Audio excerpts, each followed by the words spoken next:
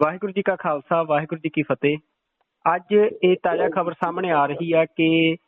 ਤਖ਼ਤ ਸ੍ਰੀ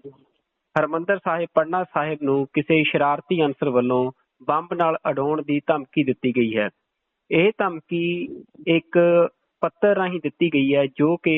ਤਖ਼ਤ ਸ੍ਰੀ ਹਰਿਮੰਦਰ ਸਾਹਿਬ ਪਟਨਾ ਸਾਹਿਬ ਦੀ ਪ੍ਰਬੰਧਕੀ ਕਮੇਟੀ ਨੂੰ ਭੇਜਿਆ ਗਿਆ। ਅੱਜ ਇਸ ਸੰਬੰਧੀ ਗੱਲਬਾਤ ਕਰਨ ਲਈ ਸਾਡੇ ਨਾਲ ਤਖ਼ਤ ਸ੍ਰੀ ਹਰਿਮੰਦਰ ਸਾਹਿਬ ਦੀ ਪ੍ਰਬੰਧਕੀ ਕਮੇਟੀ ਦੇ ਮੈਂਬਰ ਅਹੁਦੇਦਾਰ ਮੌਜੂਦ ਨੇ। ਸਰਦਾਰ ਮਹਿੰਦਰਪਾਲ ਸਿੰਘ ਢਿੱਲੋਂ, ਅਸੀਂ ਉਹਨਾਂ ਤੋਂ ਜਾਣਕਾਰੀ ਲੈਂਦੇ ਹਾਂ ਕਿ ਸਾਰਾ ਮਾਮਲਾ ਕੀ ਹੈ। ਮਹਿੰਦਰਪਾਲ ਸਿੰਘ ਢਿੱਲੋਂ ਜੀ, ਵਾਹਿਗੁਰੂ ਜੀ ਕਾ ਖਾਲਸਾ ਵਾਹਿਗੁਰੂ ਜੀ ਕੀ ਫਤਿਹ। ਵਾਹਿਗੁਰੂ ਜੀ ਕੀ ਫਤਿਹ ਜੀ। ਹਾਂਜੀ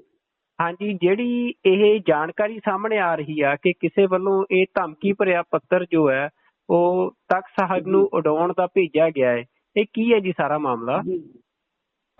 ਇਹ ਮਾਮਲਾ ਇਹ ਹੈ ਕਿ 3 ਦਿਨ ਪਹਿਲਾਂ ਸਾਡੇ ਕੋਲੇ 2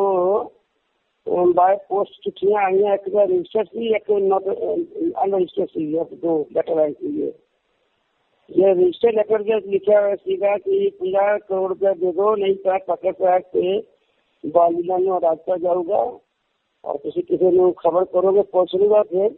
ਉਸਨੂੰ ਮਾਰ ਦਿੱਤਾ ਜਾਊਗਾ। ਤੇ ਫਲਾਣਾ ਸਾਈਨ ਕਰਕੇ ਬੰਦੇ ਨੇ ਆਪਣੇ ਫੋਨ ਨੰਬਰ ਦੇ ਕੇ ਇੱਕ ਚਿੱਠੀ ਸਾਨੂੰ ਆ ਮਿਲੀ। ਤੇ ਦੂਜੀ ਚਿੱਠੀ ਸਾਨੂੰ ਇੱਕ ਹੋਰ ਮਿਲੀ ਜਿਹਦਾ ਉਹਦੇ ਇੱਕ ਸਕੂਲ ਹੈਗਾ ਤੇ ਮਰਵਾੜੀ ਸਕੂਲ ਕਰਕੇ ਉਹਦੇ ਬਾਰੇ ਕੁਛ ਜਾਣਕਾਰੀ ਲਿਖੀ ਕਿ ਉਹਨਾਂ ਨੇ ਪ੍ਰਿੰਸੀਪਲ ਦੇ ਬਾਰੇ ਲਿਖਿਆ, 2 ਮਾਸਟਰਾਂ ਦੇ ਬਾਰੇ ਤੇ ਫਲਾਣੇ ਜਿਹੜੇ ਇੱਕ ਬੰਦੇ ਨੇ ਕੋਈ ਕੁਛ ਦਾ ਉਹਦੇ ਬਾਰੇ ਉਹਨਾਂ ਦੇ ਨਾਂ ਲਿਖ ਕੇ ਚਿੱਠੀ ਕਿਹੜੀ ਆਈ ਆ ਸਾਨੂੰ ਜਦ ਚਿੱਠੀ ਮਿਲੀ ਅਸੀਂ ਪੁਲਿਸ ਨੂੰ ਰਿਪੋਰਟ ਕਰਤੀ ਤੇ ਪੁਲਿਸ ਨੇ ਉਹਦੀ ਇਨਕੁਆਇਰੀ ਜਿਹੜੀ ਕੀਤੀ ਆ ਤੇ ਉਹਦੀ ਆਹ ਰਿਪੋਰਟ ਨਿਕਲੀ ਹੈ ਕਿ ਜਿਹੜੇ ਬੰਦਿਆਂ ਦੇ ਨਾਂ ਹੈਗੇ ਆ ਉਹ ਬੰਦੇ ਜੈਨੂਇਨ ਹੈਗੇ ਆ। ਇਹਨਾਂ ਦਾ ਫੋਨ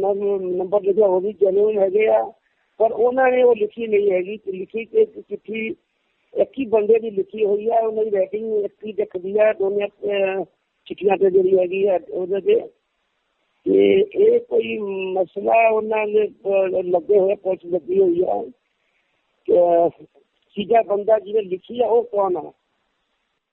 ਅੱਛਾ, ਮਤਲਬ ਜਿਹੜੇ ਬੰਦਿਆਂ ਦੇ ਹਾਂ, ਇਹ ਸਾਨੂੰ ਇਹ ਪਤਾ ਇਹ ਹੋ ਰਿਹਾ ਵਾ ਕਿ ਕੋਈ ਆਪਸ ਦੇ ਵਿੱਚ ਸਕੂਲ ਸਕਾਲ ਦਾ ਮਸਲਾ ਵਾ ਤੇ ਸਾਨੂੰ ਕਿਸੇ ਸਕੂਲ ਦੇ ਬਾਰੇ ਲਿਖਣ ਦਾ ਕੋਈ ਸੈਂਸ ਨਹੀਂ ਆਉਂਦਾ ਵਾ ਤੇ ਸਾਨੂੰ ਉਹਨੂੰ ਰੈਫਰ ਦੇ ਕੇ ਕੀਤਾ ਵਾ ਕਿ ਇਹ ਕੋਈ ਮਸਲਾ ਟੀਚਰਾਂ ਮਾਸਟਰਾਂ ਦਾ ਆਪਸ ਦੇ ਵਿੱਚ ਲੱਗਦਾ ਵਾ। ਜੋ ਅਸੀਂ ਸਾਡੇ ਬੰਦਿਆਂ ਨੇ ਵਿਚਾਰ ਕੀਤਾ ਕਿ ਲੱਗਦਾ ਨਹੀਂ ਹੈ ਕਿ ਇਹਦੀ ਕਹਾਣੀ ਹੈ, ਕੋਈ ਇਹੋ ਜਿਹੀ ਗੱਲ ਨਹੀਂ ਗੀ ਕਿ ਕੋਈ ਕਿਸੇ ਨੇ ਸਿਕਿਉਰਿਟੀ ਤੇ ਬਹੁਤ ਸਹੀ ਹੈਗੀ ਆ ਤੇ ਸਾਡੀ ਸਰਕਾਰ ਨੇ ਪੂਰੀ ਦਿੱਤੀ ਹੋਈ ਆ, ਸਾਡੇ ਬੰਦੇ ਵੀ ਬਹੁਤ ਹੈਗੇ ਆ, ਇਹੋ ਜਿਹੀ ਕੋਈ ਪੁਲਿਸ ਲੱਗੀ ਹੋਈ ਆ। ਬੰਦੇ ਜਿਹਦੇ ਨਾਂ ਜਿਹਨੇ ਨੇ ਭੇਜੀ ਆ ਜਾਂ ਜਿਹਨਾਂ ਦੇ ਨਾਂ ਲਿਖੇ ਆ ਉਹ ਬੰਦੇ ਜੈਨੂਇਨ ਹੈਗੇ ਆ। ਹੁਣ ਜਨੇ ਹੋਰ ਪੁਲਿਸ ਇਨਕੁਆਇਰੀ ਕਰਦੀ ਆ।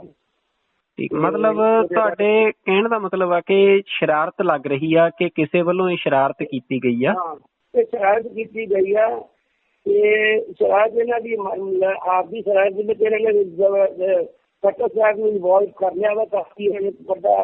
ਹੰਗਾਮਾ ਹੋ ਜਾਵੇ, ਹੰਗਾਮਾ ਜ਼ਿਆਦਾ ਚੋਰੀ ਲਾਉਣ ਵਾਸਤੇ ਜਾਂ ਕੁਛ ਕਰਨ ਵਾਸਤੇ। ਓਕੇ, ਮਤਲਬ ਹੁਣ ਤੱਕ ਦੀ ਪੁਲਿਸ ਜਾਂਚ ਜਿਹੜੀ ਆ ਉਸ ਤੋਂ ਇਹ ਸਾਹਮਣੇ ਆਇਆ ਕਿ ਜਿਹੜੇ ਬੰਦਿਆਂ ਦੇ ਨਾਮ ਵਰਤੇ ਗਏ ਆ ਬੰਦੇ ਜੈਨੂਇਨ ਨੇ, ਪਰ ਉਹਨਾਂ ਦਾ ਨਾਂ ਕਿਸੇ ਤੀਜੇ ਬੰਦੇ ਵੱਲੋਂ ਵਰਤਿਆ ਗਿਆ ਆ। ਤੇ ਇਹ ਕਿਉਂਕਿ ਸੰਗਤਾਂ ਦੇ ਵਿੱਚ ਅੱਜ ਖਬਰ ਆਉਣ ਤੋਂ ਬਾਅਦ ਇਹ ਬੜੀਆਂ ਗੱਲਾਂ ਉੱਠ ਰਹੀਆਂ ਸੀ ਕਿ ਤਖ਼ਤ ਸਾਹਿਬ ਦੇ ਨਾਲ ਭਾਵਨਾਵਾਂ ਸਿੱਖ ਸੰਗਤਾਂ ਦੀਆਂ ਜੁੜੀਆਂ ਹੋਈਆਂ ਤੇ ਇਸ ਤਰ੍ਹਾਂ ਦੀ ਖਬਰ ਜਦੋਂ ਸਾਹਮਣੇ ਆਉਂਦੀ ਆ ਤਾਂ ਦੇਸ਼ ਵਿਦੇਸ਼ ਜਿੱਥੇ ਵੀ ਸਿੱਖ ਸੰਗਤਾਂ ਬੈਠੀਆਂ ਉਹ ਫਿਕਰਮੰਦ ਹੁੰਦੀਆਂ ਨੇ। ਪਰ ਤੁਹਾਡੇ ਦੱਸਣ ਮੁਤਾਬਕ ਇਹ ਕੋਈ ਸੀਰੀਅਸ ਮਸਲਾ ਨਹੀਂ ਲੱਗਦਾ, ਇਹ ਮਸਲਾ ਸਿਰਫ ਕਿਸੇ ਦੀ ਸ਼ਰਾਰਤ ਦਾ ਲੱਗ ਰਿਹਾ। ਇਹ ਸ਼ਰਾਰਤ ਹੈਗੀ ਆ ਆਪਸ ਵਿੱਚ, ਜਿਵੇਂ ਜਿਹੜੀ ਚਿੱਠੀ ਆਈ ਆ ਉਹ ਸਕੂਲ ਦੇ ਨਾਂ ਦੀ ਆ, ਉਹਦੇ ਚਾਰਜ ਦੀ ਆ, ਉਹਦੀ ਪ੍ਰਿੰਸੀਪਲ ਦੀ ਆ। ਆਪਸ ਵਿੱਚ ਉਹਨੇ ਲਿਖਿਆ ਵਾ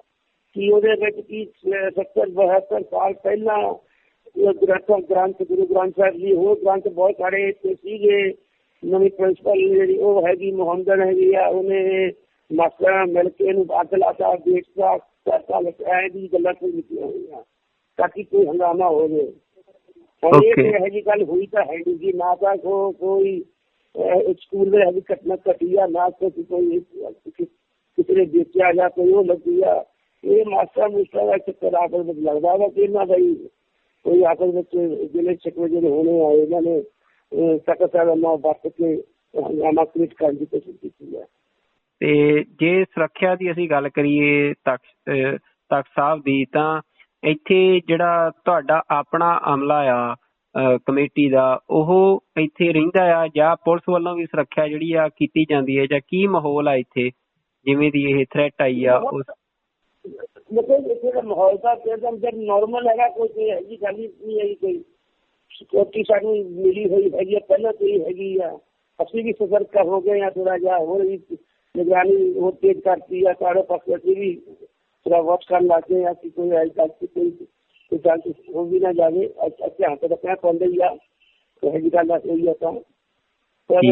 पर उन्होंने आश्वासन पूरा दिता कि ऐसी गल नहीं कि अभी बहुत छेती लग ये नतीजे से पहुंच जावांगे और लगता वा कि मसला टोटना के अंदर कंफ्लिक्ट जो है वा वो सामने आ भी जाऊगा। ठीक है जी ਇਹ ਪਹਿਲੀ ਵਾਰ ਹੋਇਆ ਜਾਂ ਇਸ ਤੋਂ ਪਹਿਲਾਂ ਵੀ ਕਦੇ ਤਖਤ ਸਾਹਿਬ ਨੂੰ ਇਸ ਤਰ੍ਹਾਂ ਦੀਆਂ ਧਮਕੀਆਂ नहीं हाँ 3-4 साल पहला देखो है यही होया सीगा। अच्छा जी किसी ने बम मार के हरा दूंगा पर वो जब पता लगा कि वो बंदा पता मिला कि नशेरी सीगा कोई गांजे गुंजा पी के फिर नशे में सीगा उन्हें कहना मैं खून काटता सीगा मन पता नहीं चलिया उसी तरह दिमाग को हिलिया होया 4-5 साल पहला एक बार कांड होया क्या है यार मतलब उन्होंने फोन किया कि मैं यार आ दूंगा जी मैं करूँगा मुझे कहते फिर उन्होंने प्रेशर की पोस्ट लग के वो बंदा भी पढ़िया गया सीगा पर वो दिमाग हिलिया होया सीगा नशे नशे भी खांदा सीगा वो बंदा फस लग गया सीगा। ਅੱਛਾ ਜੀ ਤੇ ਆਖਰੀ ਸਵਾਲ ਮੈਂ ਤੁਹਾਨੂੰ ਇਹ ਪੁੱਛਣਾ ਚਾਹੁੰਦਾ ਤੁਸੀਂ ਇੱਕ ਵੱਡੀ ਜ਼ਿੰਮੇਵਾਰੀ ਤੇ ਹੋ ਵੱਡੇ ਅਹੁਦੇਦਾਰ ਹੋ ਤੇ ਜਿਵੇਂ ਇੱਥੇ ਮਾਹੌਲ ਇੱਕ ਬਣ ਰਿਹਾ ਭਾਰਤ ਦੇ ਵਿੱਚ ਅਸੀਂ ਖਾਸ ਕਰਕੇ ਗੱਲ ਕਰੀਏ ਕਿ ਇੱਕ ਤਰ੍ਹਾਂ ਦਾ ਸੰਪਰਦਾਇਕਤਾ ਜਿਹੜੀ ਆ ਵੱਧ ਰਹੀ ਆ ਇੰਟੋਲਰੈਂਸ ਵੱਧ ਰਹੀ ਆ ਤੇ ਤੁਸੀਂ ਪੰਜਾਬ ਤੋਂ ਬਾਹਰ ਕਿਉਂਕਿ ਪੰਜਾਬ ਨੂੰ ਜਿਵੇਂ ਸਿੱਖਾਂ ਦਾ ਇੱਕ ਗੜ੍ਹ ਮੰਨਿਆ ਜਾਂਦਾ ਹੈ ਪੰਜਾਬ ਤੋਂ ਬਾਹਰ ਬਿਹਾਰ ਦੇ ਵਿੱਚ ਇੱਕ ਤਖਤ ਸਾਹਿਬ ਦੀ ਜ਼ਿੰਮੇਵਾਰੀ ਨਿਭਾ ਰਹੇ ਹੋ ਤਾਂ ਇੱਥੇ ਜ਼ਿੰਮੇਵਾਰੀ ਨਿਭਾਉਂਦਿਆਂ ਕਦੇ ਤੁਹਾਨੂੰ ਖਤਰਾ ਮਹਿਸੂਸ ਹੁੰਦਾ ਪਿਛਲੇ ਸਾਲਾਂ 'ਚ ਕੋਈ ਇਹੋ ਜਿਹਾ ਮਾਹੌਲ ਬਣ ਰਿਹਾ ਹੈ ਜਾਂ ਤੁਸੀਂ ਕੀ ਮਹਿਸੂਸ ਕਰਦੇ ਹੋ ਇੱਕ ਪ੍ਰਬੰਧਕ ਦੇ ਬਤੌਰ ਸਹੀ ਦੱਸਿਆ ਹੈ ਜੀ ਗੱਲ ਕਿੱਥੇ ਨਹੀਂ ਹੈਗੀ ਸਾਡੇ ਆਪਸ ਵਿੱਚ ਬਹੁਤ ਭਾਈਚਾਰਾ ਬਹੁਤ ਹੈਗਾ ਆਪਸ ਵਿੱਚ ਬੰਦੇ ਦੀ ਕਿਉਂਕਿ ਜਿਹੜੇ ਹੈਗੇ ਬਹੁਤ ਸਾਰੇ ਪੁਰਾਣੇ ਬੰਦੇ ਆ ਇੱਕ ਦੂਜੇ ਨੂੰ ਜਾਣਦੇ ਆ ਜਨਮ ਵੀ ਤਾਂ ਇੱਥੇ ਹੀ ਹੋਇਆ ਵਾ ਜਿਹੜੇ ਬੰਦੇ ਹੈਗੇ ਆ ਕੋਈ ਹੈਗੀ ਫੀਲਿੰਗ ਨਹੀਂ ਹੈਗੀ ਕਿ ਉਦੋਂ ਚਲੋ 84 ਹੋਇਆ ਸੀ ਉਹਦੇ ਬਾਅਦ ਫੀਲਿੰਗ ਹੁੰਦੀ ਸੀ ਕਿ ਬੰਦੇ ਕਰਦੇ ਸੀਗੇ ਪਰ ਹੁਣ ਤਾਂ ਗੁਰੂ ਦੀ ਕਿਰਪਾ ਨਾਲ ਇਹੋ ਜਿਹਾ ਕਿ ਸਾਡੇ ਤਖਤ ਸਾਹਿਬ ਤੇ 80% 70% ਜੋ ਲੋਕਲ ਬੰਦੇ ਆ ਉਹ ਹੁੰਦੇ ਆ ਮੱਥਾ ਟੇਕਦੇ ਆ ਠੀਕ ਹੈ ਆਪਣੇ ਬੰਦੇ ਦਾ ਬਸ 20% ਹੀ ਆਉਂਦੇ ਆ ਪਰ ਹੈਗੇ ਬੰਦੇ ਥੋੜੇ ਅੰਦਰ ਜਾਤਰੂ ਵੀ ਅੱਜ ਕੱਲ੍ਹ ਆ ਨਹੀਂ ਰਹੇ ਆ ਪਰ ਇੱਥੇ ਲੋਕਲ ਬੰਦੇ ਆ ਇਹਨੇ ਵੀ ਬਹੁਤ ਚੜਦਾ ਵਾ ਤਖਤ ਸਾਹਿਬ ਦੇ ਉੱਤੇ ਆਉਂਦੇ ਆ ਬੜੇ ਸਤਿਕਾਰ ਦੇ ਨਾਲ ਆਪਦਾ ਕਰਦੇ ਆ ਪੂਜਾ ਪਾਠ ਜੋ ਵੀ ਇਹਨਾਂ ਤਰੀਕਾ ਹੈਗਾ ਵਾ ਮੱਥਾ ਟੇਕਦੇ ਆ ਅਰਦਾਸ ਕਰਾਉਂਦੇ ਆ ਠੀਕ ਹੈ ਜੀ ਧੰਨਵਾਦ ਜੀ ਤੁਹਾਡਾ ਇਹ ਜਾਣਕਾਰੀ ਸਾਂਝੀ ਕਰਨ ਲਈ ਸਾਡੇ ਨਾਲ ਜੀ ਬਹੁਤ ਬਹੁਤ ਧੰਨਵਾਦ ਵਾਹਿਗੁਰੂ ਜੀ ਕਾ ਖਾਲਸਾ ਵਾਹਿਗੁਰੂ ਜੀ ਕੀ ਫਤਿਹ।